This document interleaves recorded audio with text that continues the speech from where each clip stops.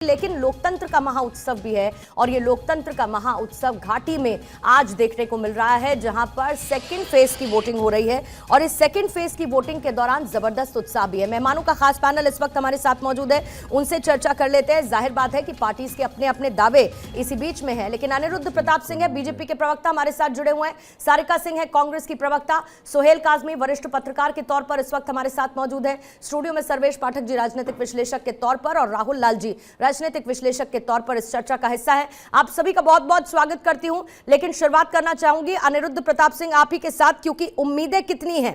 कहा यह जा रहा है कि घाटी में तो आज आपकी नजरें बहुत ज्यादा मजबूती के साथ इसीलिए डटी हैं क्योंकि आज बीजेपी के लिए राह कुछ बहुत आसान सी नजर नहीं आ रही है, क्योंकि मजबूती वहां कांग्रेस और अलायंस की है। जाहिर है विकास के कई मुद्दों का आपने जिक्र किया, वोटर्स में भी उत्साह है, लेकिन बीजेपी अपने लिए कितनी होपफुल इस सेकेंड फेज में?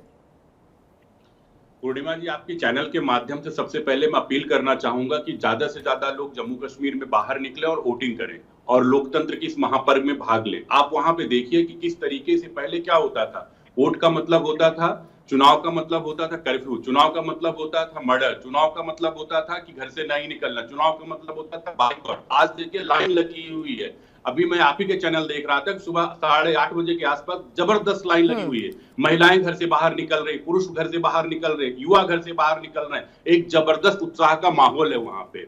और अभी जो पहला फर्स्ट फेज का इलेक्शन हुआ है, 60% से ज्यादा मतदान हुआ है। मतलब जबरदस्त रिकॉर्ड है, जहां पे लोग ये सोच रहे थे कि लोकतंत्र में लोग पार्टिसिपेट नहीं करेंगे, कैंडिडेट बाहर निकल के आ रहे हैं कि उसमें कि ज्यादा से ज्यादा लोग चुनाव लड़ रहे हैं। ये तो जबरदस्त जीत है लोकतंत्र की। उसके बाद चुनाव हारना जीतना, कौन जीतता कौन हारता ये तो भविष्य के गर्त में। लेकिन जो स्थिति आज के वहां पे मोदी जी ने जो डेवलपमेंट किया, अमित शाह जी के माध्यम जो वहां ऑर्डर मेंटेन हुआ है। लाल चौक पे तो आप देखिए ना, जहां पे लोग जाते थे वो डरते थे तिरंगा ले जाने से या निकलने से डरते थे। वहां पे जबरदस्त नारे लगते हैं, भारत माता की जय के नारे लगते हैं वहां पे। आप देखिए कि और मैं कश्मीर में बताऊं, भारतीय जनता पार्टी कमजोर नहीं है।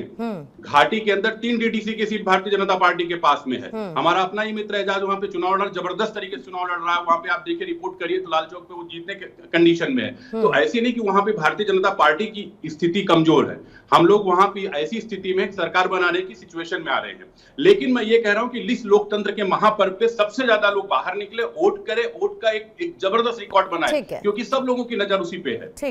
ठीक है, जल्दी से एक प्रतिक्रिया सबसे ले लेते हैं। सारिका सिंह, आपके पास आते हुए, सेकंड फेज में आप खुद को और नेशनल कॉन्फ्रेंस के अलायंस को कितना मजबूत स्थिति में देख रही हैं, और खास तौर पर उमर अब्दुल्ला जब चुनावी मैदान में है, दोनों इंपॉर्टेंट सीट्स, भरोसे हैं आप उमर अब्दुल्ला के, लेकिन सीट बहुत डिसाइसिव भी है और जनता भी इस बार बहुत डिसाइसिव मोड में है। जी, सबसे पहले तो मैं जम्मू कश्मीर के अवाम को बहुत बहुत धन्यवाद देती हूँ कि उन्होंने इस जमहूरियत के महापर्व में ज्यादा से ज्यादा वो बाहर निकल करके और अपने मत का प्रयोग कर रहे हैं और खुद के लिए एक बेहतर भविष्य की तलाश के लिए वो सकारात्मक कदम उठा रहे हैं। देखिए, जो जम्मू कश्मीर में 10 साल से हम देख रहे हैं कि 2014 में जो अंतिम चुनाव हुआ, उसके बाद में वहां चुनाव नहीं हुआ, तो लोगों की बहुत सारी पीड़ाएं, बहुत सारे कष्ट, पिछले 10 साल में जम्मू कश्मीर के लोगों ने काफी कुछ चीजें सहन करी हैं।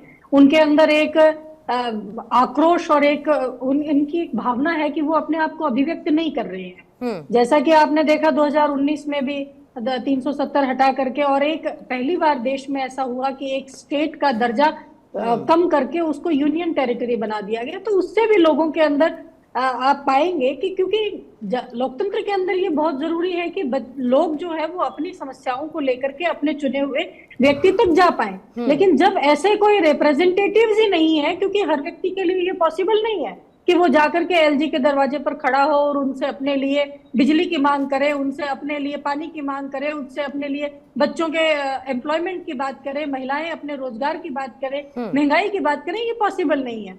तो ये एक बहुत ही जरूरी चीज थी कि इसको वहां पर चुनाव करवाए जाए। ठीक है, तो आपने ये बताने की बजाय कि कांग्रेस और नेशनल कॉन्फ्रेंस क्यों मजबूत है, आपने ये बताया कि बीजेपी में नाराजगी आखिर क्यों होनी चाहिए। 370 स्पेशल स्टेट का दर्जा छिन जाना, इसको लेकर नाराजगी लोगों में है। जाहिर है कि उस नाराजगी को आपको लगता है कि आपकी पार्टी और आपका अलायंस अपने पक्ष में बुना लेगा। सोहेल काजमी जी, जल्दी से आपके पास आते हैं, फिर सर्वेश जी, राहुल लाल जी आपके पास आऊंगी। सोहेल काजमी जी, आज के इस सेकेंड फेज में national conference, Congress, BJP, PDP और इसके साथ इंजीनियर राशिद की एंट्री, ये पूरा का पूरा कैलकुलेशन आप कैसे देखते हैं? पूर्णिमा जी, पहले तो बहुत धन्यवाद आपका और सब पैनलिस्ट को मेरा सलाम, नमस्कार। और दूसरी बात यह है कि आपने अपने इंट्रो में कहा कि आज सारे वीआईपी, बहुत से वीआईपी इलेक्शन लड़ रहे हैं, तो मैं ये देख रहा हूँ आपके विजुअल से कि आज वीआईपी कोई लग नहीं रहा है कि कोई वीआईपी इलेक्शन लड़ रहे हैं। सबकी बॉडी लैंग्वेज एक सामान्य उम्मीदवार की तरह दिख रही है और वो जो एक खौफ है उनके चेहरों पे, उनकी बॉडी लैंग्वेज में रिफ्लेक्ट हो रहा है और उसका क्रेडिट जम्मू कश्मीर के लोगों को जाता है, जम्मू कश्मीर के लोगों को जाता है। तो मैं ये समझता हूं कि ये पर्व है, ये लोगों का पर्व है और ये पहली बार मैं जम्मू कश्मीर में देख रहा हूं कि जम्मू कश्मीर के लोग आज एक डिसाइडिंग फैक्टर है, कोई पॉलिटिकल पार्टी नहीं। और उसी का नतीजा है कि यहाँ पे इंडिपेंडेंट जो है 70 के करीब, 90 क्योंकि काजमी साहब आपने लोगों की बात कर दी है, जल्दी से एक बार ग्राउंड जीरो चलते हैं। मेरी सहयोगी शिखा इस वक्त वहां पर मौजूद है और शिखा कहां पर मौजूद है? शिखा लाल चौक पर मौजूद है। लाल चौक की तस्वीरें फर्स्ट फेज में आपको रिमाइंड कराना चाहूंगी, गणेश चतुर्थी का मौका था, गणेश विसर्जन की तस्वीरें, लाल चौक पर गणेश उत्सव शानदार तरीके से मनाया गया था। आज वहां पर पोलिंग बूथ पर किस तरीके की सिचुएशन है, क्या हालात है, मतदाताओं के मन में क्या है? शिखा, ओवर टू यू। जल्दी से वहां का सूरत हाल बताइए, कितना जबरदस्त उत्साह वहां के वोटर्स में देखने को मिल रहा है और लाल चौक आज लोकतंत्र के महापर्व पर कितनी और खूबसूरत नजर आ रहा है? गुड मॉर्निंग पूर्णिमा। इस समय मैं लाल चौक, जो कि नई कॉन्स्टिट्यूएंसी बनाई गई है, वहां पर मौजूद हूं और इस विधानसभा सीट पर चुनाव हो रहा है। ये वो मतदान केंद्र है, यहाँ पर लोगों का आना शुरू हो चुका है, लोग लगातार आ रहे हैं। सबसे पहले मैं आपको बता देती हूँ, क्योंकि नई सीट है तो कौन कौन चुनावी मैदान में है। इंजीनियर एजाज हुसैन बीजेपी के हैं कैंडिडेट, एहसान परदसी एनसी के कैंडिडेट है, मोहम्मद अशरफ मीर अपनी पार्टी के हैं और जुहैब मीर पीडीपी से है। अब ये तो हो गई प्रत्याशियों की बात, लेकिन अब से कुछ ही देर पहले पूर्णिमा में तस्वीर दिखा रही थी लाल चौक की। लाल चौक वो जगह जिसका जिक्र अभी आपने किया कि गणेश विसर्जन में जो तस्वीर दिखी है वो बेहद अद्भुत थी, इससे पहले हमने कभी देखी नहीं। और तिरंगा जो लहराता हुआ देखा मैंने, उससे मुझे एहसास ये हुआ कि कुछ भी बदला हो या ना बदला हो, लेकिन कश्मीर की सूरत जरूर बदली है। और ये जो वोटिंग केंद्र है, यहाँ पर आप सुरक्षा के चाक चौबंद प्रबंध देखेंगे, लोगों का आना जाना यहाँ पर शुरू हो चुका है, लोग यहाँ आ रहे हैं, अपने मताधिकार का इस्तेमाल भी कर रहे हैं। लेकिन सूरत हाल अगर आप कश्मीर का पूछ रहे हैं तो आज बहुत कुछ बदल चुका है। और ना केवल लाल चौक, बल्कि जो वोटिंग जिस तरीके से हो रही है शांतिपूर्ण तरीके से, वो बताता है कि कश्मीर की सूरत कितनी ज्यादा बदली है। ठीक है, मैं लौटती हूँ शिखा आपके पास। सर्वेश जी, जल्दी से क्विक रिएक्शन छोटा सा आपसे लूंगी। राहुल लाल जी, फिर मुझे ब्रेक ले जाना होगा। सर्वेश जी, आप किस तरीके से आज के सेकंड फेज को एनालाइज कर रहे हैं? सबसे इंपॉर्टेंट, पाकिस्तान मुद्दे की एंट्री हुई, 370 स्पेशल स्टेटहुड, ये तो चल ही रहा है, लेकिन इसके साथ साथ पाकिस्तान का जिक्र बार बार आया। अपनी चुनावी रैलियों में नेशनल कॉन्फ्रेंस, कांग्रेस को बीजेपी ने घेरा, तो कांग्रेस ने भी, नेशनल कॉन्फ्रेंस ने, साथ ही पीडीपी ने बीजेपी पर सवाल खड़े किए कि यहाँ के लोगों का इन्होंने कुछ नहीं रहने दिया अपना। नहीं, देखिए, ये इसमें कोई दो राय नहीं है कि जो पाकिस्तान की भाषा है उसमें नेशनल कॉन्फ्रेंस और कांग्रेस की भाषा मिला जुला के वही लगता है। वहाँ के डिफेंस मिनिस्टर का आप बयान देखिए, वो क्या कह रहे हैं, फिर उसके बाद आप नेशनल कॉन्फ्रेंस का देखिए, वो एक अलग बात है कि आप कहेंगे कि पीडीपी और नेशनल कॉन्फ्रेंस के साथ बीजेपी ने समय समय पे गठबंधन करके भारत की राजनीति में सहयोग लिया है। लेकिन अभी जो वहाँ की स्थिति है, राहुल गांधी जी कहते हैं कि संविधान को ये बीजेपी खत्म करने वाली है, तो धारा 370 और 35A के प्रभाव से तो कश्मीर में भारत का संविधान पूरी तरीके से लागू नहीं हो रहा था। आप अंदाजा करिए, वो एससी जो शेड्यूल कास्ट है, शेड्यूल ट्राइब, गुजरवाल, बकरवाल, क्या उनको भारत का संविधान का हक मिल रहा था? ये धारा 370 और 35A का प्रभाव निरस्त होने के बाद वो लोगों को भारत का संविधान का हक मिल रहा है। उसमें क्या कांग्रेस पार्टी को परेशानी? क्या बुराई है एक संविधान में?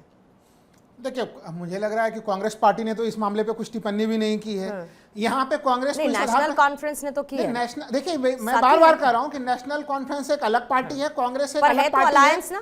और नहीं, अलायंस में है, और अलायंस में किस आधार पे है? पूर्ण राज्य का दर्जा। ये जो है दोनों में एक सहमति का बिंदु है कि यहाँ पे पूर्ण राज्य के मामले पे दोनों के दोनों पार्टियां सहमत हैं।